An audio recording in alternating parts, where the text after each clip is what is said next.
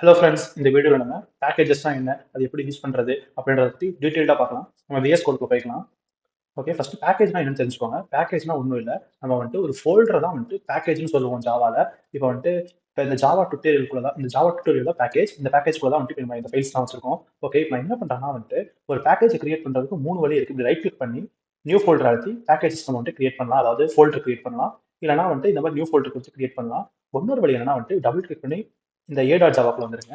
நான் என்ன பண்றேன்னா வந்துட்டு இங்கேயே பேக்கேஜ் டூல்ஸ் இப்படின்னு எழுதுறேன். ஓகே, இங்க பாருங்க, இங்க எரர் மாதிரி அடிக்குது.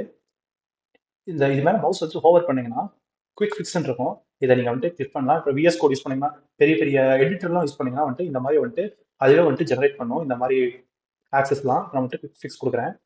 இப்போ வந்துட்டு move a.java to package tool அப்படின்னு அதை கிளிக் பண்ணிடுறேன். இப்போ இது என்னாச்சுன்னு பாருங்க, டூல்ஸ்னு ஒரு பேக்கேஜை கிரியேட் பண்ணி அதுக்குள்ள கொண்டு வந்து a.java வச்சிருச்சு. இப்போ நான் என்ன பண்றேன்னா இந்த b.javaவையும் தூக்கிட்டு போய் இதுக்குள்ளேயே போடுறேன். சாரி, உள்ள போகல.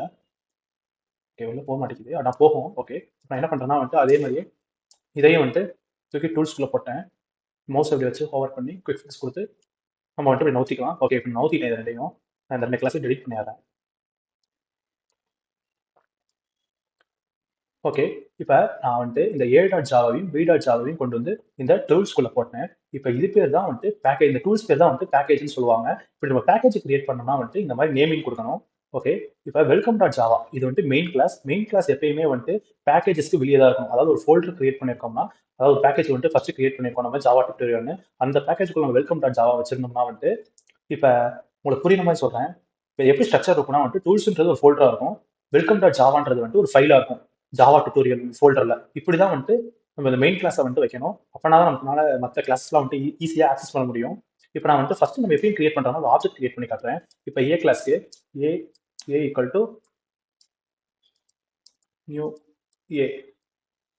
ஓகே, இப்போ நான் வந்துட்டு ஒரு ஆப்ஜெக்ட் கிரியேட் பண்ணியிருக்கேன். ஆனால் இங்கே பாருங்க எரர் அடிக்குது. இது எதுக்கான இங்கே பாருங்க, ஏ cannot be resolved to a type. அதாவது ஏன்ற கிளாஸ் அதனால கண்டுபிடிக்க முடியல. அந்த மாதிரி நேரத்தில் நம்ம என்ன பண்ணலாம் வந்துட்டு இம்போர்ட் பண்ணணும். Import tools.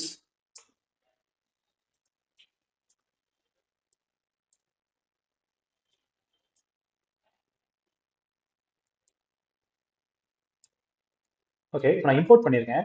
இப்போ நான் என்ன இம்போர்ட் பண்ணியிருக்கேன்னா வந்துட்டு டூல்ஸ்ன்ற பேக்கேஜை வந்துட்டு நான் இம்போர்ட் பண்ணியிருக்கேன். ஓகே, ஒன்றும் இந்த எரர் போகல, ஒரே நிமிஷம்.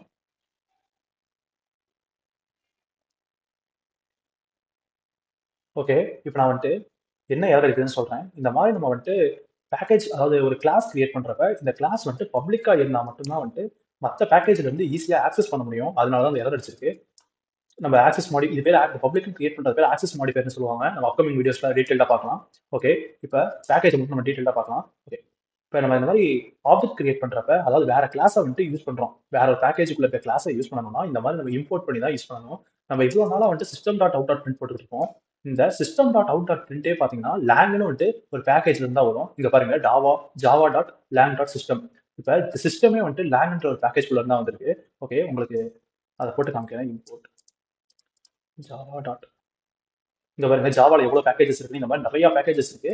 நம்ம வந்துட்டு லேங்ன்ற பேக்கேஜஸ் யூஸ் பண்ணியிருக்கோம். ஓகே, இப்போ இந்த ஸ்டார் போட்டா என்ன மீனிங்னு சொல்றேன். இப்போ இந்த ஸ்டார் போட்டா இந்த லேங்க்னு இருக்க ஃபோல்டருக்குள்ள இருக்க எல்லா ஃபைல்ஸையும் வந்துட்டு இந்த ஸ்டார்னால ஆக்சஸ் பண்ண முடியும். ஒன்லி ஃபைல்ஸ், இந்த லேங்குக்குள்ள இருக்க எல்லா ஃபைல்ஸையும் இந்த ஸ்டார்னால ஆக்சஸ் பண்ண முடியும். அதுக்காக தான் நம்ம இப்படி போட்டிருக்கோம். இப்போ நான் உங்கள்கிட்ட தெளிவாக சொல்லியிருக்கேன், வெறும் ஃபைல்ஸை மட்டும் தான் வந்துட்டு இந்த ஸ்டார் வந்துட்டு ஆக்சஸ் பண்ணுவேன். உங்களுக்கு ஒரு எக்ஸாம்பிளும் காட்டுறேன். இப்போ நான் என்ன பண்றேன்னா வந்துட்டு ஒரு நியூ ஃபோல்டர் கிரியேட் பண்றேன். ஓகே, நியூ ஃபோல்டர் கிரியேட் பண்ணி அதில் வந்துட்டு அதர்ஸ்னு அந்த பேர் வச்சுக்கிறேன். அதர்ஸ்னு பேர் வச்சு நான் என்ன பண்றேன்னா இந்த டூல்ஸை கொண்டு போய் உள்ள போடுறேன். சாரி, வெளியே போக மாட்டேங்குது, எனக்கு தெரியல. ஓகே, நான் இப்படியே எழுதிக்கிறேன் அதர்ஸ் டாட் டூல்ஸ்னு எழுதி குவிக் ஃபிக்ஸ் பண்ணிக்கலாம் நம்ம. Okay, fine. இங்கேயும் அதே மாதிரி அதர்ஸ் டாட் டூல்ஸ்.